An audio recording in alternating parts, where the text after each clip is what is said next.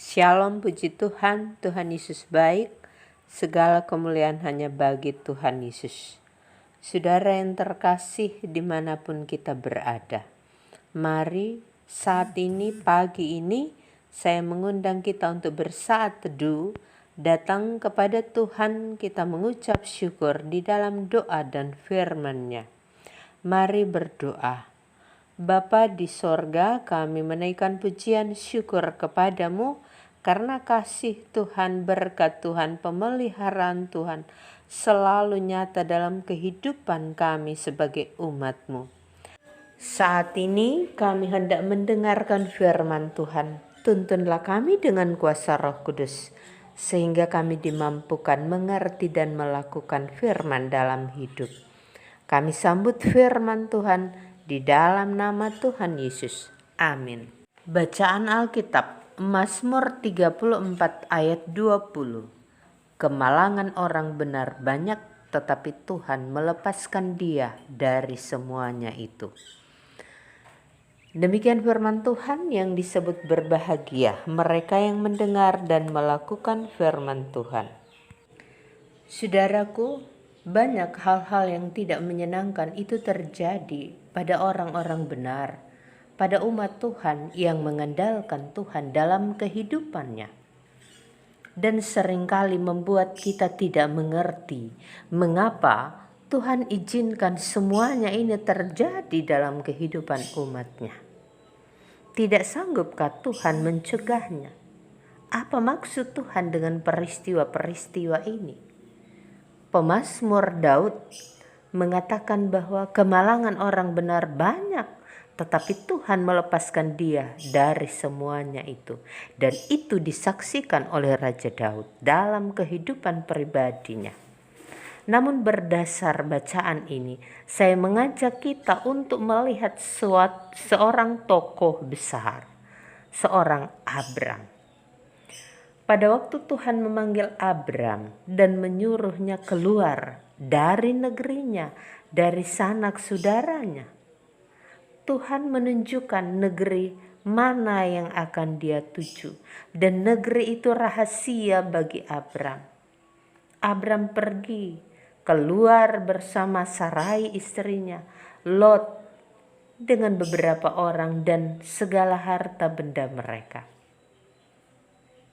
Abram berjalan terus dan makin jauh ia berjalan ke tanah Negeb. Kejadian pasal 12 ya. Pada ayat 10, ketika kelaparan timbul di negeri itu, pergilah Abram ke Mesir untuk tinggal di situ sebagai orang asing, sebab hebat kelaparan di negeri itu.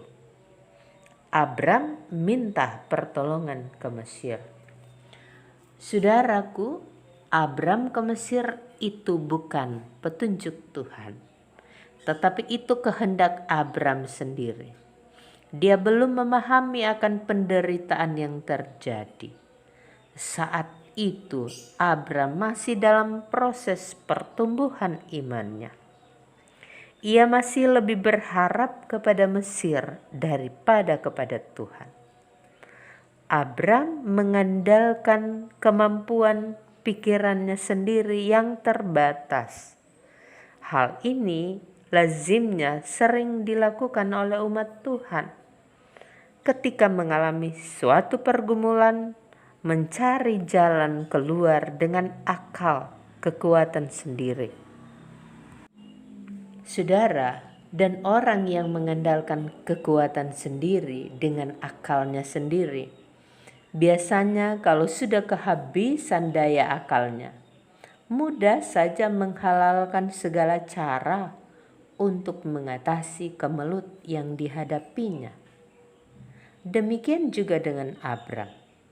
Ketika di Mesir, ia berdusta kepada Firaun dengan mengatakan bahwa Sarai adalah adiknya.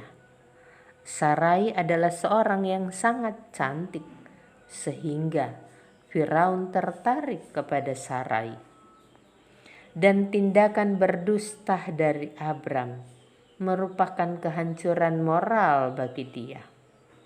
karena ternyata Sarai diambil oleh Firaun.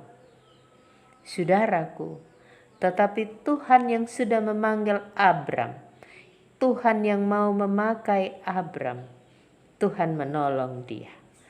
Oleh anugerah dan campur tangan Tuhan Allah saja, rumah tangga Abraham itu dipulihkan oleh Tuhan.